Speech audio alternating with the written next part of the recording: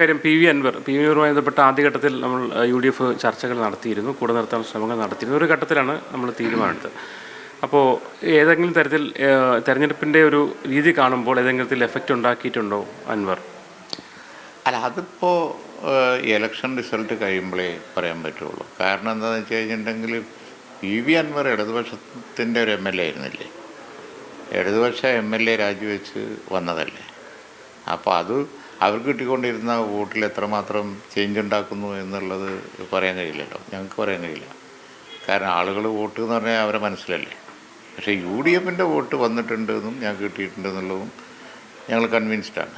മറ്റ് കണക്ക് ഞങ്ങൾ നോക്കിയിട്ടില്ല, അത് ഞങ്ങൾക്ക് പറയാൻ. ചോർച്ചയിലും ഉണ്ടാവുകയില്ല. UDFന് ചോർച്ച എന്ന് പറഞ്ഞാൽ പറയത്തക്ക ഒരു ചോർച്ച ഉണ്ടാവും എന്ന് ആരും ഇതുവരെ പറഞ്ഞിട്ടില്ല, കണ്ടിട്ടുമില്ല.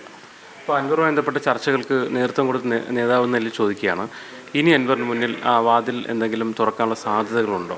അല്ല, അൻവറുമായിട്ടുള്ള എല്ലാ ചർച്ചയും UDF തലത്തിലായിരുന്നു. ഇനിയും അൻവറുമായിട്ടുള്ള ചർച്ചകൾ UDF തലത്തിലായിരിക്കും.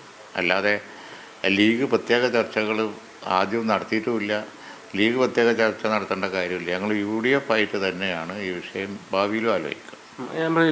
ലീഗോ അല്ലെങ്കിൽ കുഞ്ഞാലിസ വ്യക്തിപരമായി എന്നല്ല, മാത്രമല്ല UDF മുന്നണി നിറയിൽ ഒരു പോസിബിലിറ്റി ഇനി അൻവർ ഉണ്ടെന്ന് പറയാൻ കഴിയുമോ? ഞാൻ പറഞ്ഞല്ലോ, ഈ കാര്യങ്ങളൊക്കെ അവസാന തീരുമാനമെടുത്തത് UDF ആണ്. ഇനി UDF അത് വിലയിരുത്തിയിട്ട് എന്തെങ്കിലും ഒരു അഭിപ്രായം പറഞ്ഞതിൻ്റെ മുമ്പ് ലീഗൊന്നും പറയില്ല.